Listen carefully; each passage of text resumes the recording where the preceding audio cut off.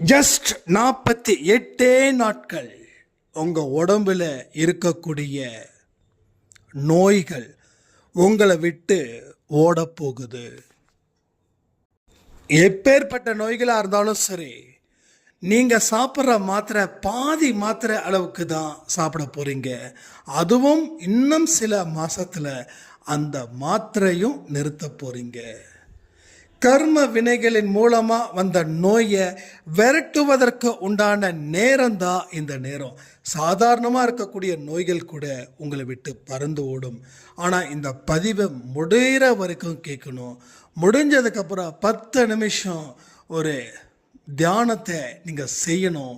எப்படி செய்யணும் அப்படின்றதையும் இந்த பதிவில் நாம் சொல்லியிருக்கோம்.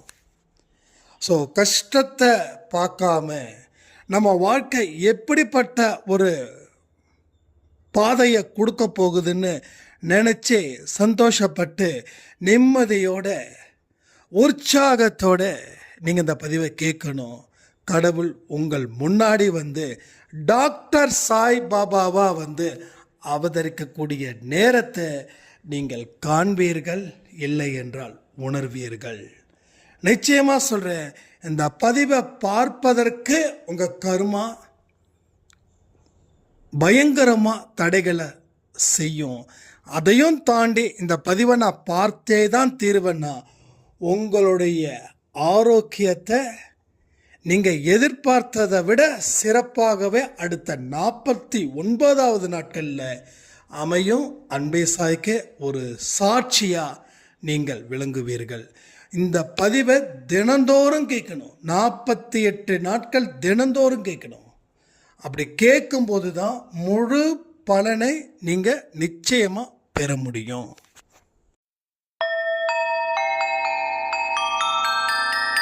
ஓம் சாயிரா சாயிரா, ஓம் சாயிரா சாயிரா, ஓம் சாயிரா சாயிரா, அன்பே சாயிரா, பேரன்பே சாயிரா, அகிலம் தளிக்க ஆத்மா விழிக்க அனுதினம் சாயிரா, எங்கள் அன்பே சாயிரா.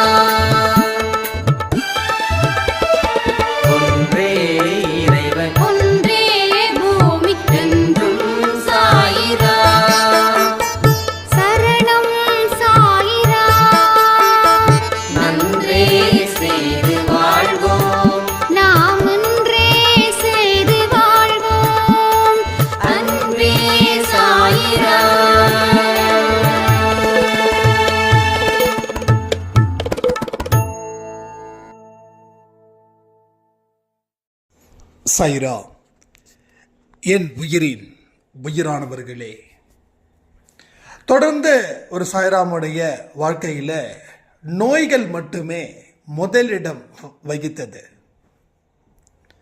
பல வருஷங்கள் அவங்க கஷ்டப்பட்டாங்க. மாத்திரை மருந்து எல்லாம் சாப்பிட்டோம். எத்தனையோ கோயிலில் போயிட்டு பரிகாரங்கள் செஞ்சோம், பூஜைகள் செஞ்சோம், எத்தனையோ அன்னதானம் செஞ்சோம். அவங்களோட நோய் மட்டும் தீரவே இல்லை. பல கஷ்டத்தை அவங்க தொடர்ந்து அனுபவிச்சாங்க. இப்போ லாஸ்ட் ஒரு மாசமா எனக்கு இதுக்கு முன்னாடி நான் இப்படிப்பட்ட நோய்களில் நான் பாதிக்கப்பட்டு இருந்தேனா அப்படின்னு தெரியாத அளவுக்கு கடவுள் எனக்கு நல்ல வரத்தை வழங்கியிருக்காரு. அன்பே சாயில சொல்லக்கூடிய விஷயத்தை முழு மனசோட செஞ்சா வாழ்க்கையில் எல்லாம் கூடும் அப்படின்றத நான் புரிஞ்சுக்கிட்டேன் அப்படின்னு சொன்னாங்க. மறுபடியும் அந்த பதிவை நான் சொல்லணும் அப்படின்னு நினைக்கிறேன். அதாவது ஒரு பதிவை நம்ம கொடுத்துருந்தோம் 1 இயருக்கு முன்னாடி, 48 நாட்களில் உங்கள் நோய்கள் தீரும் அப்படின்னு. தொடர்ந்து என்னென்னலாம் செய்யணும் அப்படின்றதையும் அந்த பதிவில் சொல்லியிருந்தோம். அந்த பதிவு நிறைய பேர் கேட்டிருக்கீங்கன்னு நான் நினைக்கிறேன். மறுபடியும் அந்த பதிவை நான் ரீகால் பண்ணணும் அப்படின்னு நினைக்கிறேன். அதனால தான் இந்த ஆடியோவை நான் கொடுக்குறேன். வாழ்க்கையில் பணக்கார ஏழை அதெல்லாம் பார்த்து எந்த நோயும் வரல. கர்ம வினைகள் பின்னணியில் இந்த நோய்கள் இருக்குதுன்னு நான் நம்புகிறேன். ஏன்னா சில நோய்களுக்கு என்னதான் மாத்திரை மருந்து சாப்பிட்டாலும், எவ்வளவு பெரிய டாக்டர்ஸை போய் பார்த்தாலும் அப்போதைக்கு அது குணமாகிற மாதிரி தெரியுது. ஆனால் எந்த அளவுக்கு குணமாச்சோ அதை விட 10 மடங்கு அந்த நோய் அதிகரிக்குது. 10 மடங்கு அந்த நோய் அதிகரிக்குது. எப்போ வேணாலும் இந்த வலியோ இந்த கஷ்டமோ இந்த நோயோ வரலாம் அப்படின்ற ஒரு பயம் எல்லாருக்குமே இருக்குது.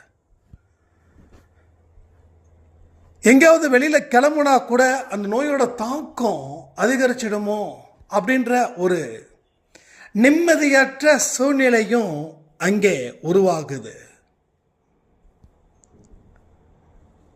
அப்போ கர்ம வினைகளால் வந்த நோயை கர்ம வினைகளின் மூலமாக பதிலடி கொடுக்கணும் அப்படின்னு தான் நாம் அன்னைக்கு அந்த ஒரு பதிவை கொடுத்துருந்தோம். 48 நாட்களில் உன்னுடைய நோய்களை கண்டிப்பாக தீர்க்கப்படும் அப்படின்னு. ஸோ அதன்படி அவங்க ஃபாலோ பண்ணி இன்னைக்கு அந்த நோய் அப்படின்னா என்னென்னு தெரியாமல் இருக்கிறாங்க. ஏன்னா இன்னைக்கு காலையில் தான் அவங்க ஷேர் பண்ணாங்க. நான் போன மாதமே ஷேர் பண்ணணும்னு நினச்சேன், ஆனால் எனக்குள்ள ஒரு பயம், சொன்னால் மறுபடியும் வந்துடுமோ அப்படின்னு. அப்போ தான் எங்கள் வீட்டில் இருக்கிறவங்க சொன்னாங்க, இல்லை இதை நீ கண்டிப்பாக அவர்கிட்ட சொல்லு, அவர்கிட்ட சொன்னால் பார்த்தாத அவர்கிட்ட இதையும் சொல்லு, எல்லாருக்கிட்டையும் சொல்லு, எத்தனையோ பேர் நோயால் பாதிக்கப்பட்டு இருக்காங்களே அப்படின்னு அவங்க கணவர் சொன்னாங்க. அதனால் நான் சொல்கிறேன், ஒரு மாதத்துக்கு முன்னாடி நான் சொல்லாமல் இருந்ததுக்கு மன்னிச்சிடுங்க. எனக்குள்ள ஒரு பயமும் வந்துடுச்சு, திரும்பவும் தாக்குமோ அப்படின்னு சொல்லி அப்படின்னு. இப்போ அந்த சாய்ராமுக்கு ஒரு பதிலை சொல்லிக்கிறேன். பயமே நோயை உருவாக்கும், புரிஞ்சுக்கோங்க. கடவுள் உங்களுக்கு தேவையான அத்தனையும் கொடுத்துட்டார். ஆரோக்கியம் கேட்டீங்க, ஆரோக்கியத்தை சூப்பராக செமையாக கொடுத்துருக்கார். இனி ஆரோக்கியம் மட்டுமே நிறைஞ்சிருக்கும். ஸோ தேவையில்லாத பயம் என்றைக்கும் சாய்ப்பாவோட குழந்தைங்களுக்கு, அதுவும் இல்லாமல் அன்பே சாய் குடும்பத்தில் இருக்கக்கூடிய சொந்தங்களுக்கு அந்த பயம் அப்படின்றது இருக்கக்கூடாது. பயம் எப்போ இருக்கணும்? தப்பு செய்யும் போது பயம் இருக்கணும். எங்கேயாவது இது நடந்துடுமோன்னு நினைக்கும் போது, ஓஹோ இப்படிலாம் இருக்கக்கூடாது, நான் சாய்ப்பாட குழந்தை, இந்த பயம் என் வாழ்க்கையை வீழ்த்தும், வாழ்க்கையை அழிக்கும் அப்படின்ற ஒரு நினைப்பு அவங்களுக்கு நினைக்கணும். அதே போல் இந்த சாய்ராமுக்கு சொல்கிறேன், டெஃபினட்டாங்க உங்களுக்கு எந்த பிரச்சனையும் வராது, எந்த நோய் நொடி இனிமேல் இல்லை, உங்களுக்கு டோட்டலி 0 ஆரோக்கியம் மட்டுமே அங்கே நிற்குது. லைஃப்பை என்ஜாய் பண்ணுங்கள். ஏன்னா பல வருஷம் அந்த நோயால் கஷ்டப்பட்ட உங்களோட கண்ணீரை கடவுள் பார்த்ததால அந்த கண்ணீரை தொடச்சிருக்காரு. ஸோ இனி கண்ணீர் கொடுக்க மாட்டார்.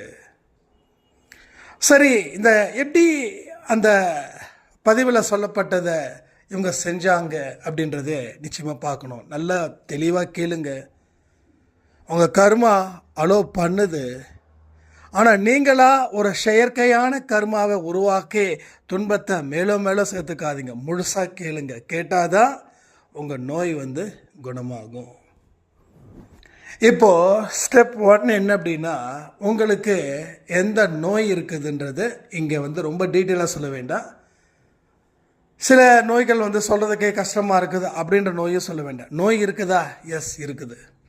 எத்தனை வருஷமாக இருக்குது, அவ்வளோதான். என்ன நோய் இருக்குது, எப்படி, அதெல்லாம் சொல்ல வேண்டாம். என்ன டிசீஸ் இருக்குது, BP sugar is a common, அது இருந்தாலும் சொல்லுங்கள். இல்லை வேறு நோய்களால் நான் தாக்கப்பட்டு இருக்கேன் அப்படின்னு கமெண்ட்டில் கமெண்ட் பண்ணுங்கள். ஏன்னா ஒருத்தவங்க 2 பேர் இல்லை நோயால் பாதிக்கப்படலை, பலர் பலவிதமாக இந்த நோய்களால் பாதிக்கப்பட்டு இருக்காங்க.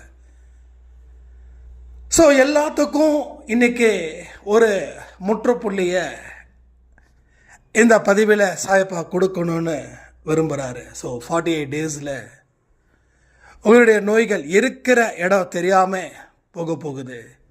இதுக்கு மாத்திரை, மருந்து, செலவு, அது இது எதுவுமே தேவையே கிடையாது. ஃபஸ்ட்டு இந்த பதிவு முடிஞ்சதுக்கப்புறம் 10 நிமிஷம் கண்களை மூடி உங்களோட நோய்கள் முழுவதுமாக தீர்ந்தது அப்படின்றத நீங்கள் உணரணும். அப்போ என்ன நினைக்கணும்? நான் ஆரோக்கியமாக இருப்பதற்கு நன்றி. மருத்துவராக வந்து என்னை வழிநடத்த செல்ல போகும் சாயப்பாவுக்கு நன்றி. 48 நாட்கள் இந்த பயிற்சியில் நான் முழுமையாக கலந்துக்கிட்டு மருத்துவராக இருக்கக்கூடிய சாயப்பா என்னுடன் 24 மணி நேரமும் என்னை கவனித்து என்னுடைய நோயை குணப்படுத்தி எனக்கு நல்ல ஒரு வாழ்க்கையை, நோயில இருந்து ஒரு விடுதலையை தரப்போவதற்கு நன்றி அப்படின்ற வார்த்தைகளை தியானம் செய்யணும். ரைட்டா? தியானம் செய்யணும். நான் சொல்கிறத அப்படியே எடுத்துக்கணும் அப்படின்னு கிடையாது. உங்கள் மனசுக்குள்ளே எவ்வளவு பெரிய ஒரு கான்ஃபிடென்ட்டு உள்ளே மறைஞ்சிருக்குது, அதை வெளியிலே கொண்டு வாங்க. முதல்ல இந்த பதிவை முழுசாக கேட்கணும். ரைட்டா? முழுசாக கேட்கணும். ஸோ நிஜமாக சொல்கிறேன், இதை கேட்குறவங்களுக்கு முக்கால்வாசி பேருக்கு ஒரு பெரிய திருப்பத்தை சாய்ப்பா இன்றைக்கி இரவில் இருந்து ஆரம்பித்து 48வது நாட்கள் இந்த பதிவை கேட்ட நிமிஷம் நொடி இதில் இருந்து அடுத்த 48வது நாட்களில் இதே நொடி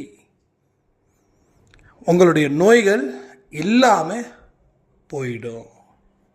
முதல்ல மனசில் உறுதி ஏற்படுத்தணும். இந்த நோய்களை என்னுடைய டாக்டர் சாய்பாபா தீர்ப்பார். என்னது டாக்டர் சாய்பாபா தீர்ப்பார். என்னுடைய அப்பா டாக்டராக இருக்கிறதால அவர் தன்னுடைய குழந்தைக்கு வந்திருக்கக்கூடிய பிரச்சனையை அவர் 100க்கு 100 தீர்ப்பார். இப்போ இந்த நோயோட தாக்கம் அதிகமானால் கூட நீங்கள் பயப்படக்கூடாது. First point number 1, so fear, பயம் இருக்கவே கூடாது. இந்த நோய் திடீர்னு தாக்கும். எப்போ? இன்றைக்கி தாக்கலாம், நாளைக்கு தாக்கலாம், இல்லை 10 நாளில் தாக்கலாம், 12 நாளில் தாக்கலாம். அப்பொழுதும் அந்த நொடி என்ன செய்யணும் அப்படின்னா, தண்ணியும் உதியும் எடுத்து வச்சு ஒரு 5 நிமிஷம் தியானிச்சுட்டு அதுக்கப்புறமா அந்த தண்ணியையும் அந்த தண்ணியில் உதி கலந்த தண்ணீரை குடிக்கணும். இதுதான். ஸோ வலிக்குதே அப்படின்னு சொல்லி ஃபீல் பண்ணக்கூடாது. வலிக்கும் போது சாய்ப்பா, டாக்டர் சாய்ப்பா வந்துடு, என் கூட வந்துடு அப்படின்னு சொல்லி உதி தண்ணி, இது முக்கியம். ஒருவேளை நான் ஒர்க் பண்ணிகிட்டு இருக்கேன், வெளியில் இருக்கேன், திடீர்னு எனக்கு வலி வந்துடுச்சு, ஒன்றும் பிரச்சனையே இல்லை. ஒரு 5 நிமிஷம் மட்டும் தியானிச்சுக்கோங்க, பக்கத்தில் தண்ணி வச்சுக்கோங்க, அந்த தண்ணியை மடக்குன்னு குடிச்சிடுங்க. That's all. ரைட்டா? அந்த 5 நிமிஷத்தில் நீங்கள் தண்ணி குடிக்கும் போது கொஞ்சம் கொஞ்சமாக அந்த நோயோடைய தாக்கம் விலகும். இதெல்லாம் போன வருஷம் பண்ண விஷயத்தில் நடந்தது தான் சொல்கிறேன். நான் நடக்காமல் ஒன்றுமே சொல்லலை. போன வருஷம் நம்ம அந்த ஆடியோ கொடுக்கும்போது அத்தனை விஷயங்களும் நடந்துச்சு. ஓகே? ஸோ நோயோட தாக்கம் வந்தாலும் என்னால் சமாளிப்பேன் அப்படின்னு சொல்லணும். அப்போ இன்றைக்கி நான் 30 நிமிஷம் தியானம் பண்ணிட்டேன், கடவுள்கிட்ட பிரார்த்தனை பண்ணிட்டேன், வராது அப்படின்னு நினைச்சா அது வரும், வந்தாலும் சமாளிப்பேன்னு சொல்லணும். அதை புரிஞ்சுக்கணும். ஏன்னா இந்த கர்மா சும்மா வந்துட்டு உடனே போயிடாது, அது அப்பப்போ தொல்லை பண்ணிக்கிட்டே இருக்கும். ஒரு பலம் வாய்ந்தவனை எதிர்க்கணும். அப்போது நாம் பலசாலியாக மாறினா அவன் அடங்குவான். நமக்கு இன்னும் பலம் வரல, அதை புரிஞ்சுக்கணும். இன்னும் பலம் வரல. ஸோ பலத்தை பெருக்குவதற்குத்தான் இந்த விஷயங்களை நாம் செய்கிறோம். பலத்தை பெருக்கினதுக்கப்புறம் அவனை அடிக்கும்போது அவன் விழுந்துடுவான். ஏன்னா அவனை விட நாம் பலசாலியாக மாறிட்டோம். அதுக்கு தான் சொல்கிறேன், எப்போ வந்தாலும் அந்த ஒரு பாயிண்ட்டை நினச்சிக்கோங்க. எதுவாக இருந்தாலும் நான் சமாளிப்பேன். நீ வலியா வரட்டும், வலி தான் உன்னால் கொடுக்க முடியும்ல, கொடு. ஆனால் உயிர் எனக்கு இருக்குது. இந்த உயிரை கொடுத்தது என்னோட சாயப்பா. நீ என்ன பெருசாக பண்ணிட போகிற, நீ என்ன பெருசாக சாதிச்சிட போகிற, வலியால் நான் அழ வைக்கணும்னு நினச்சல்ல, நான் அழமாட்டேன்னு சொல்லுங்க, அந்த வலி குறையும், அந்த வலி குறையும். ஏன்னா அந்த வலி அப்படின்றத ஒரு எதிரியாக நினச்சிக்கோங்க, ஒரு மனுஷனாக நினச்சிக்கோங்க. எதிரி உங்களை பார்த்து பயப்படுத்துவான், ஆனால் அவன் உங்களோட உயிரை எடுக்கணும்னு அவனுக்கு கடவுள் அதிகாரம் கொடுக்கல. உங்கள் உயிரை எடுக்கவே முடியவே முடியாது. ஒன்று, உங்கள் உயிரை எடுக்கக்கூடிய உரிமை கடவுளுக்கு இருக்குது, ரெண்டாவது உங்களுக்கு இருக்குது. ஆனால் நீங்கள் உங்கள் உயிரை எடுத்துட்டிங்கன்னா கடவுள்கிட்ட பதில் சொல்லணும். அது மாபெரும் தண்டனை. நான் சொல்கிறது சூசைட் பற்றி சொல்கிறேன். நான் இதை பற்றி சொல்கிறேன், சூசைடை பற்றி சொல்கிறேன். ஸோ இதெல்லாம் பேசிக் திங்ஸ். இதெல்லாம் வலி வரட்டும், ஏற்றுக்கிறேன். இந்த வலி என்னை என்ன செய்ய போகுது? அன்பே சாயப்பா என்னை காப்பாற்ற மாட்டாரா? அவர் நிச்சயமாக காப்பாற்றுவார். தான் கஷ்டப்படுறோம் அப்படின்னு அவருக்கு தெரியாதா? நான் கஷ்டப்படுறத விட என் சாயப்பா தான் என் கஷ்டப்படுறாரு. எஸ், இதுதான் மெயின் பாயிண்ட்டு. என் வாழ்க்கையில் பல துன்பத்தை நான் எதை வச்சு கடந்தேன்னா, இந்த ஒரே ஒரு வார்த்தை, இந்த ஜஸ்ட் ஒன்லி ஒன் வேர்டு என்னோட லைஃபையே சேஞ்ச் பண்ணுது. என்னது? இவ்வளவு தூரம் நான் கஷ்டப்படுறேன்னா இதை பார்க்குற கடவுள் என் சாய் அப்பா எவ்வளோ கஷ்டப்பட்டிருப்பாரு. அப்போ அவர் கஷ்டப்படுறாருன்னா ஏதோ ஒரு விஷயம் இருக்குது. இஷ்டப்பட்ட வாழ்க்கையை கொடுக்கறதுக்கு தான் நீ கஷ்டப்படுறேன்னு அவருக்கு தெரியுது. அதனால் இந்த கஷ்டத்தை கூட என்னால் தாங்கிக்கிட்டா இஷ்டப்பட்ட வாழ்க்கையை என்னால் வாழ்ந்து இங்கே சாதிக்க முடியும், இங்கே அச்சீவ் பண்ண முடியும், எங்கள் லைஃப்பில் ஒரு விஷயத்தை ஏற்படுத்த முடியும். ரைட்? இதுதான். ஸோ இதெல்லாம் பேசிக்ஸ். நான் சொல்கிறது எதுவுமே, இது எல்லாமே பேசிக்ஸ். இந்த மனநிலையில் இருந்தால் தான் அந்த 48 டேஸில் உங்கள் பயிற்சிகள் சரியாக இருக்கும். இல்லைன்னா நிறைய கஷ்டத்தை இப்போ எப்படி நீங்கள் ஏற்றுக்கிறீங்களோ அந்த கஷ்டத்தை ப்ளஸ் அதில் கொடுக்கக்கூடிய துன்பத்தையும் நீங்கள் வாழ்நாட்கள் முழுவதுமாக ஏற்றுக்கொள்ள வேண்டுமா? கமெண்ட் பண்ணுங்கள். அப்போ இந்த 48 நாட்களில் இந்த வழியை நான் வழியை நான் எடுத்துக்கிறேன். பட் என்னோட கடவுள் காப்பாரு.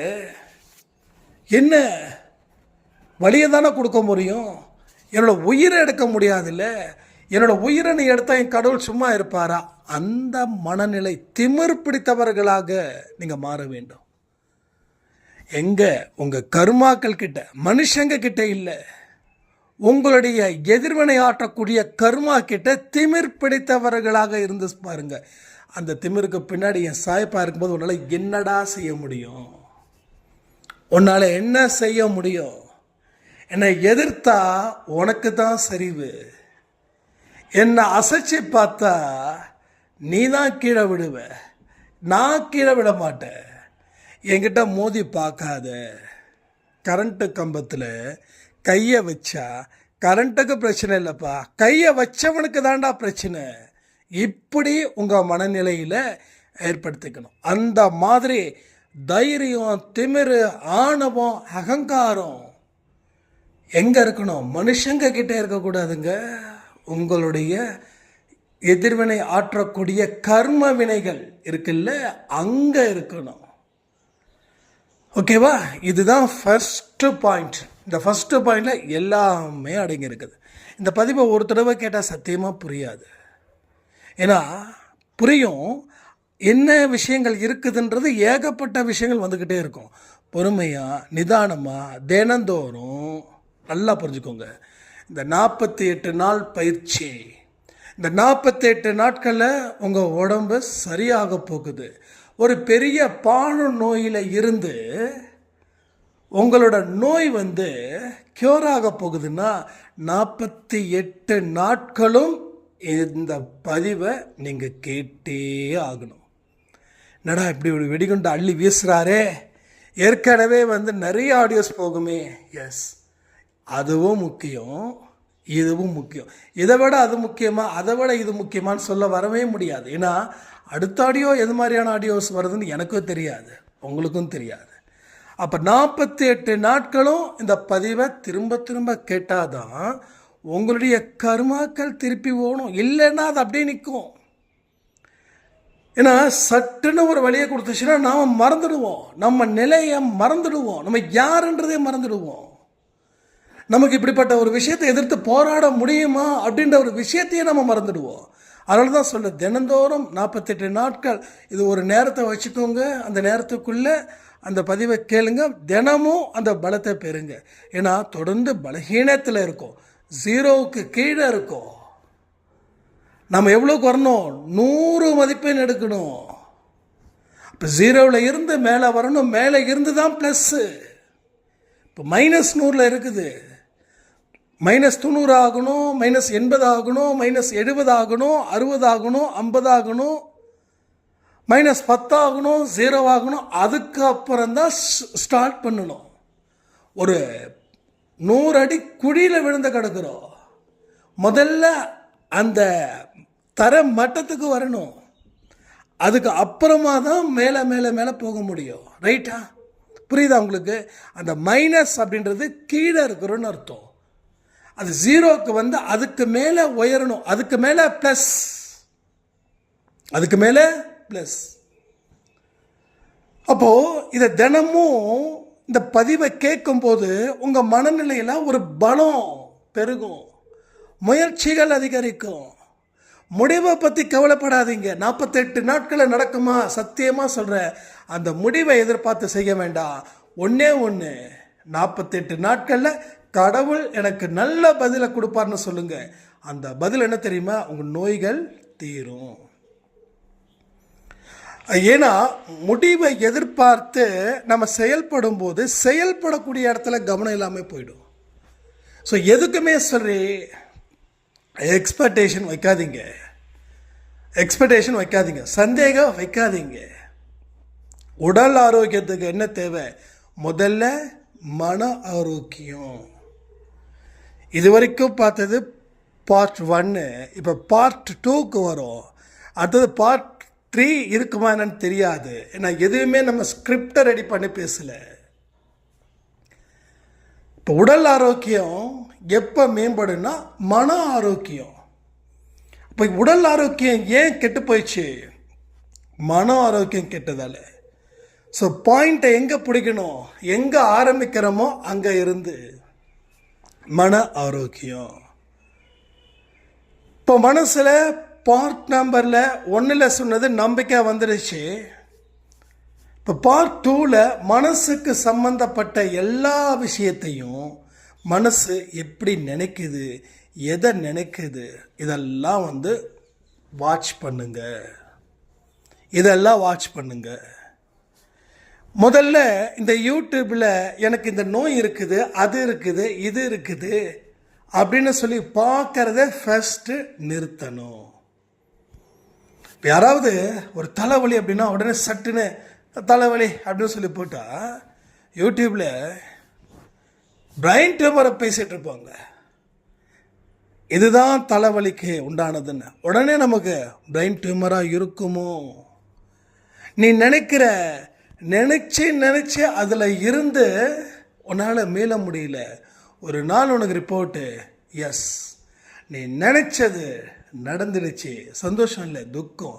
ஏன்னா நீ பிரைன் டியூமராக இருக்குன்னு நினச்ச, பிரைன் டியூமர் வந்துடுச்சு, அதனால தலைவலி. அப்போது இனிமே உங்கள் நோயை பற்றி ரிசர்ச் பண்ணவே வேண்டாம். ஸோ ரிசர்ச்சை பண்ண வேண்டாம். மாத்திரை மருந்து சாப்பிட்றவங்க சாப்பிடுங்க. மாத்திரையை நான் நிறுத்த சொல்லவே இல்லை, நிறுத்தவே வேண்டாம். ஆனால் உங்களுக்கு கொஞ்சம் கொஞ்சமாக ரிப்போர்ட்ஸு உங்களுக்கு ஃபேவராக வந்து சேர்ந்துடும். டாக்டர்ஸ் வந்து 10 மாத்திரை சாப்பிட்டீங்கன்னா இப்போ அவர் கொடுக்கக்கூடிய மாத்திரை என்ன தெரியுமா? 4 5. ஸோ படிப்படியாக தான் அதை குறைக்கவே முடியும். ஏன்னா 10 மாத்திரை சாப்பிட்டும் உங்கள் உடம்பு பிரச்சனை ஆகுது. இப்போ 5 மாத்திரை பேருக்கு சாப்பிட்டுட்ருக்கீங்க. ஏன்னா சட்டுன்னு குறைச்சா, சட்டுன்னு நிறுத்தினா பாடியில் சில கெமிக்கல் ரியாக்ஷன்ஸ் மாறி அது வேறு மாதிரி பிரச்சனையை உண்டு பண்ணிடும். அதுக்காக டாக்டருடைய advice is very very very important. இப்போ மன ஆரோக்கியத்தை பற்றி தான் இங்கே பேசிகிட்டு இருக்கோம். உடல் ஆரோக்கியத்துக்கு நோய்க்கும் தான் டாக்டர்ஸ் மருந்து கொடுப்பாங்க. மன ஆரோக்கியத்துக்கு எப்படி சரி பண்ணணுங்க அப்படின்னா டாக்டர் சாய்பாபாவால் மட்டும்தான் முடியும். அது சரியாயிடுச்சுன்னா நோயோட தாக்கம் குறையும். கொஞ்ச நாட்களில் நோய்களே இல்லாமல் போயிடும். அப்போ மனசை என்றைக்குமே சாந்தமாக வச்சுக்கணும். கோவப்படக்கூடாது, உணர்ச்சி வசப்படக்கூடாது, அடிக்கடி எமோஷ்னல் ஆக்டிவிட்டீஸில் ஈடுபடக்கூடாது. வாழ்க்கை இப்படி போயிடுச்சுன்னு சொல்லி கடந்த காலத்தில் நினைக்கக்கூடாது. இது எல்லாமே ப்ரெசண்ட்டில் இருக்கக்கூடிய உங்கள் ஹெல்த்தை டெஃபினட்டாக பாதிக்கும். அதனால தான் சொல்கிறேன், இப்போ தான் நீங்கள் பிறந்தீங்க, ரைட். இப்போ தான் நீங்கள் வளர்றீங்க, ரைட். இப்போ தான் நீங்கள் எல்லா விஷயத்தையும் பார்க்குறீங்க. நீங்கள் பார்க்கறது, கேட்கறது, செய்கிறது எதை பேஸ் பண்ணி இருக்கணும்னா, எதிர்காலத்தில் நம்ம சிறப்பான வாழ்க்கையை வாழணும்னா அதுக்கு நிகழ்காலத்தில் செய்ய வேண்டிய பணிகளை பற்றி மட்டும்தான் யோசிக்கணும். உங்கள் நோய்கள் 0ன்ற ரேஞ்சில் நீங்கள் யோசிக்கணும். நோய் இருக்கே, செய்ய முடியாதுன்னு நினைக்காதீங்க, செய்யுங்க, அந்த நோய் போயிடும். ஒரு கர்மா அப்படின்னா ஆக்ஷன். கர்மானாவே ஆக்ஷன் தான். கர்மானா என்ன கர்மா? நாம் இன்னைக்கு காலையில் கூட கொடுத்தோம், அது எத்தனை பேர் பார்த்தீங்கன்னு தெரியல. அந்த 3 விஷயங்கள் தான் நம்ம முடிவு பண்ணியிருக்கோம். அந்த முடிவு பண்ணதால் நம்ம தோற்று போயிட்டுருக்கோம். தலைவிதி, தலையெடுத்து, கர்மா, இதெல்லாம் காரணமாக நாமளாக உருவாக்கப்பட்ட தத்துவங்கள். கடவுள் இந்த விஷயத்த சொன்னார், இதை மாற்றிக்க முடியும்னாரு. அந்த மாற்றிக்க முடியுன்ற விஷயத்த படிக்கலை. அதுக்கு பதிலாக மாறாதுன்ற ஒரு விஷயத்தை மட்டும்தான் நம்ம தொடர்ந்து படித்தோம், தொடர்ந்து நினைச்சோம், தொடர்ந்து செயல்படுத்தினோம். ஆக மொத்தம் கடைசி வரைக்கும் அப்படியே போகுதுன்னு சொல்லி தான் இன்றைக்கி காலையில் கொடுத்த பதிவு. அந்த பதிவு ரொம்ப முக்கியம், ரொம்ப முக்கியம். எல்லா பதிவும் ஒரு பதிவோட அடுத்தடுத்த கண்டினியூஷன் தான். இப்போ மன ஆரோக்கியம் ரொம்ப முக்கியம். மனசில் என்றைக்குமே அந்த நம்பிக்கையை வளர்த்துக்கணும். பாசிட்டிவாக திங்க் பண்ணணும். நல்ல விஷயத்தை தான் நினைக்கணும். ஏன்னா நம்ம நினைக்கிறது தான் நம்ம செய்கிறோன்ற ஒரு விஷயத்தை நீங்கள் புரிஞ்சுக்கணும். அப்போது ஆரோக்கியம் சம்மந்தப்பட்ட விஷயங்களை தான் நீங்கள் யூடியூப்பில் சர்ச் பண்ணணும், தியானம் செய்யணும், பிராணாயாமம் செய்யணும். சுறுசுறுப்பாக உங்களால் எவ்வளவுக்கு எவ்வளோ இயங்க முடியுமோ அந்த அளவுக்கு நீங்கள் இயங்கணும். வெற்றிகள் வருவதற்கு முன்னாடியே வெற்றி அடைஞ்சிட்டேன்னு மற்றவங்க கிட்ட சொல்லக்கூடாது. ஆனால் உங்கள் மனசுக்குள்ளே நினைக்கிறதுல தப்பே இல்லை. பிறரிடம் சொல்வதால் அதனுடைய தாக்கம் வேறு மாதிரி அழிவையும் கொடுக்கும். ஏன்னா இந்த திருஷ்டி அப்படின்னு சொல்கிறாங்களே, அதை நான் பரிபூர்ணமாக நம்புகிறேன். ஆனால் அதற்கு ஒரே பரிகாரம் என்ன தெரியுமா? உங்களுடைய வாயில இருந்து வரக்கூடிய வார்த்தைகள் தான் அதுக்கு பரிகாரம். வெற்றி அடைஞ்சதுக்கு முன்னாடியே நான் வெற்றி அடைஞ்சிட்டேன்னு சொன்னால் இந்த உலகம் உங்களை கொடூரமாக பார்க்கும். எப்படி பார்க்கும்? கொடூரமாக. ஐயோ என்னப்பா இப்படி ஆயிட்டான், என்னென்னமோ பண்ணுறான், ஒருவேளை நடந்துடுமோ அப்படின்னு நினச்சி அவன் 10 பேர்கிட்ட சொல்லி அந்த 10 பேரும் நம்மளை பார்க்குற பார்வை அத்தனையுமே மோசமாக போய்டும். ஏன்னா நம்ம இன்னமும் பலகீனமானவராக இருக்கோம். அதான் இந்த பதிவில் ஸ்டார்டிங்கில் சொன்னேன். பலம் இருந்தால் தான் நம்ம, ஆனால் வளர்ந்து வர நேரத்தில் பலம் கொஞ்சம் கொஞ்சமாக தான் வரும், உடனே சட்டுன்னு வந்துடாது. ஒருத்தர் ஜிம்முக்கு போகிறாரு, உடம்பு நல்லா குண்டாக இருக்கார், ரொம்ப வீக்காக இருக்காருன்னா 2-3 நாள்லேயோ ஒரு வாரத்துலேயும் நடக்காது. 1 வருஷமாவது அவர் அந்த உடற்பயிற்சியை விடாமல் செய்யணும். அது மட்டும் செஞ்சால் போதுமா? உணவு கட்டுப்பாடு, என்ன எடுத்துக்கணும், இதெல்லாம் அதான் அடுத்ததுக்கு வரேன். ஸோ முதல்ல மனசு சம்மந்தப்பட்ட விஷயங்கள். அடுத்தது ரொம்ப முக்கியமானது உணவு கட்டுப்பாடு. நம்ம வயிறு தண்ணியில் ஜாஸ்தியாக நிற்கணும். ஏன்னா தண்ணி தான் ஜாஸ்தியாக இருக்கணும் நம்ம வயிற்றில். அதனால் வயிறு முட்டை சாப்பிடக்கூடாது. வயிறு முட்டை சாப்பிட்டா அது சாத்தானுடைய அடையாளம். இங்கே இருக்கக்கூடிய அம்மாக்கள் என்ன பண்ணுறாங்க அப்படின்னா, சாப்பாடு குப்பையில் தூக்கி வீச மனசு வரல, விலைவாசி விற்கிதுன்னு சொல்லி அப்போ தான் அந்த விலைவாசியை பற்றியே நாம் நினைக்கிறோம். இந்தியனுடைய விலைவாசி எவ்வளோ உயர்ந்திருக்குது. அப்படி இப்படின்னு நினைக்கிறது தப்பு இல்லை. ஆனால் அதுக்காக தூக்கி எறிய வேண்டியதை நாம் சாப்பிடக்கூடாதுல்ல. இப்போது வெளியில் நீங்கள் தூக்கி எரிஞ்சால் கூட அந்த சாப்பாடு எங்கே போகுதுன்னா பூமிக்கு போகுது. பூமியில் எத்தனையோ உயிரினங்கள், கண்ணுக்கு தெரியாத உயிரினங்கள் இருக்குது. எங்கே உணவு இருக்குதோ அங்கே உயிர் இருக்குது. நம்ம நிறைய சொல்லியிருக்கோம் அன்பே சாயில். ஒரு ஜாங்கிரி பீஸோ ஒரு அல்வா பீஸோ ஒரு ஓரமாக வைங்க, அங்கே அடுத்த ஒரு மணி நேரத்தில் எறும்பு வந்து சேரும். இப்போ இந்த எறும்பு எங்கே இருந்தது உங்களுக்கு தெரியுமா? உங்கள் வீடு 24 மணி நேரமும் உங்கள் வீட்டில் இருக்கீங்க. அப்போ அந்த எறும்பு எங்கே தங்கி இருந்தது? எங்கே தங்கி இருக்கும்? அதை விடுங்க. கோதுமை மாவு ஒரு 6 மாதம் அந்த டப்பாவை திறக்கவே இல்லை. புழு எப்படி வந்துச்சு? வண்டு எப்படி வந்துச்சு? இதுக்கு பதில் என்ன? அரிசி கொஞ்ச நாளாக திறக்கல, எப்படி வண்டு பிடிக்குது? அரிசி தானே இருந்துச்சு, அங்கே எங்கே வண்டு வந்துச்சு? அரிசி உயிர் இல்லைன்னு நினைக்கிறீங்க, வண்டுக்கு உயிர் இருக்குதுன்னு நினைக்கிறீங்க. நம்ம வண்டா உள்ளே விட்டோம், அரிசி தானே உள்ளே விட்டோம், மாவு தானே வச்சுருந்தோம். அந்த மாவுக்குள்ளே எப்படி வண்டு பிடிச்சது? இப்போ உணவு இருக்கிற இடத்துல உயிர் இருக்குது. நீங்கள் கொட்டக்கூடிய உணவுகள் நிச்சயமாக ஏதோ ஒரு உயிரினத்துக்கு போய் சேருது. அதுக்காக உணவை வேஸ்ட் பண்ணலாமா அப்படின்னு சொல்லலை. ஏன்னா மற்ற உயிரினத்தை விட மனுஷனுடைய உயிரினமும் முக்கியம். நம்மளுடைய விவசாயி கஷ்டப்பட்டு உழைக்க இது பண்ணும்போது அந்த சாப்பாடை கீழே போகிறது தப்பு தான். அதனால் கம்மியாக சாப்பிட்டாலும் பரவாயில்ல, ஆனால் வேஸ்ட் பண்ணக்கூடாதுன்னு நினச்சிக்கோங்க. அப்படி வேஸ்ட் பண்ணுற மாதிரி இருக்குதுன்னு சொல்லி ஃபீல் பண்ணாதீங்க. அது மற்ற உயிரினத்துக்கும் போய் சேரும். அப்போது மன ஆரோக்கியம் எங்கே இருந்து ஸ்டார்ட் ஆகுதுன்னா, நாம் எக்ஸ்ட்ரா ஆக்டிவிட்டீஸ் அதிகப்படியாக சாப்பிட்றது, உடம்புக்கு தேவை ஏற்றுக்கக்கூடியதை சாப்பிடுங்க. 50 வயசை தாண்டுனா சிக்கன், மட்டன், ஃபிஷ் இது எல்லாமே விடுறது நல்லது. ஏன்னா ஜீரணம் ஆகவே ஆகாது. இன்றைக்கி நான் 40 நிமிஷம் ஒர்க் அவுட் பண்ணுறேன், 40 நிமிஷம் வாக்கிங் போகிறேன், எனக்கு அது பிரச்சனை இல்லை. ஆனால் எனக்கே சம்டைம்ஸ் அது இஷ்யூ ஆகுது. பட் இதை செய்யாமல் இருக்கிறவங்களுக்கு ஜீரணம் எப்படி ஆகும்? ஸோ செரிக்கப்படாத உணவு நோய்க்கு சமம். இது முக்கியம். உங்கள் உடம்புக்கு எது அக்செப்ட் பண்ண முடியுதோ அதுதான் இந்த 48 நாட்களில் செய்யணும். உணவு வயிறு முட்டை சாப்பிடக்கூடாது. ஆரோக்கியமான உணவுகள், பயிர் வகையான உணவுகள் சாப்பிடணும்.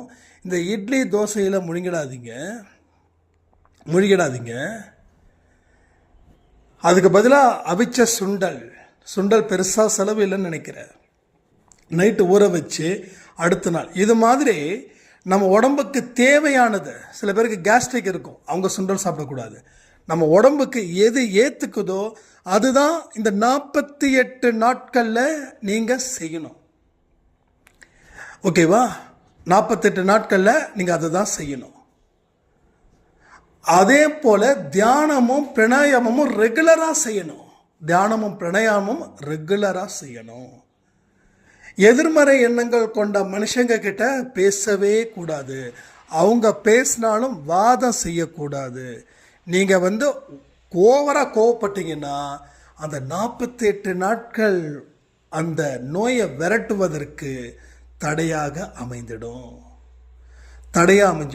நீங்கள் ஒன்றும் இல்லை, உங்கள் வீட்டில் ஒரு கெஸ்ட்டு வராங்க, நல்லவர்னு நினச்சி வீட்டை தங்க வைக்கிறீங்க. ஆனால் வீட்டுக்குள்ளே உக்காந்ததுக்கப்புறம் அவர் ஏகப்பட்ட நாரதர் வேலையை செய்கிறாருன்னா அவரை வீட்டை விட்டு துரத்துறது தானே நல்லது. அப்போது அவருக்கு உட்கார்ற மாதிரி நீங்கள் செஞ்சிட்டிங்கன்னா அவர் அங்கேயே உட்காந்துருவார்.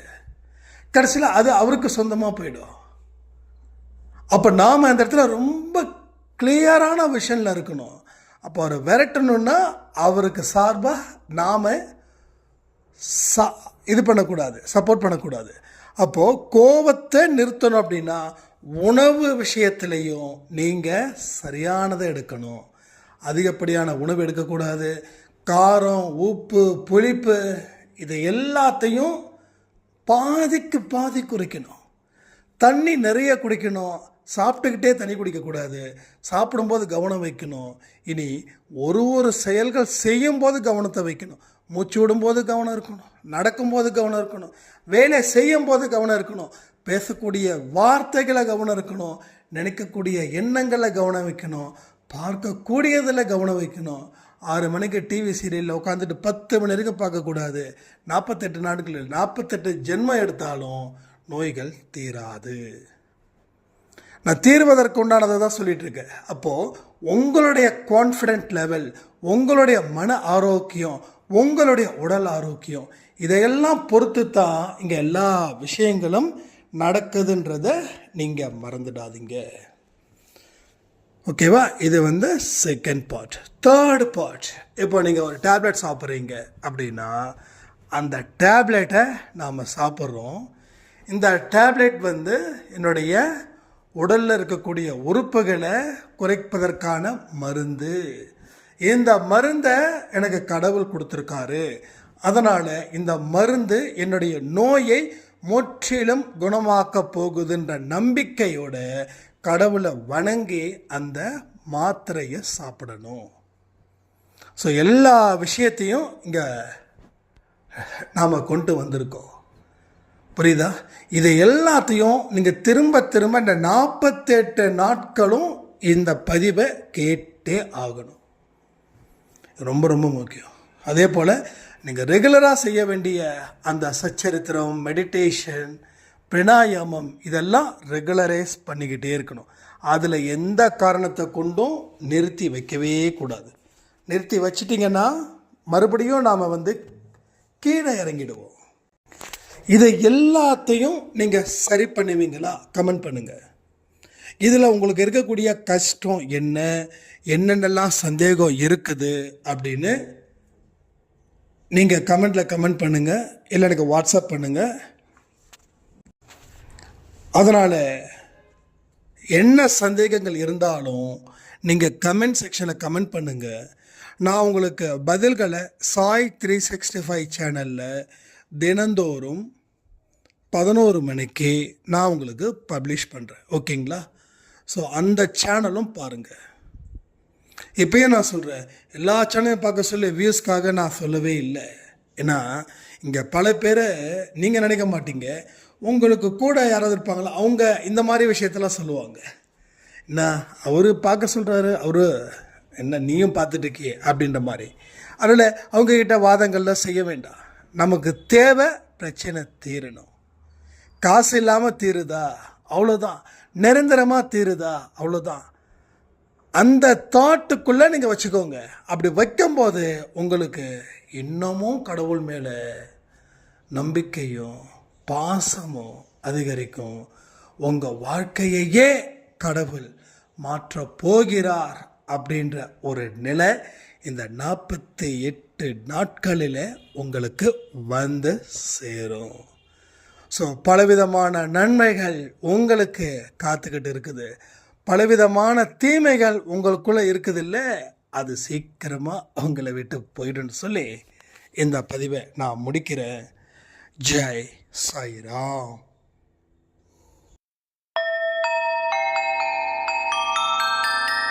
ஓம் சாயிரா சாயிரா, ஓம் சாயிரா சாயிரா, ஓம் சாயிரா சாயிரா, அன்பே சாயிரா, பேரன்பே சாயிரா, அகிலம் தளிக்க ஆத்மா விழிக்க அனுதினம் சாயிரா, எங்கள் அன்பே சாயிரா.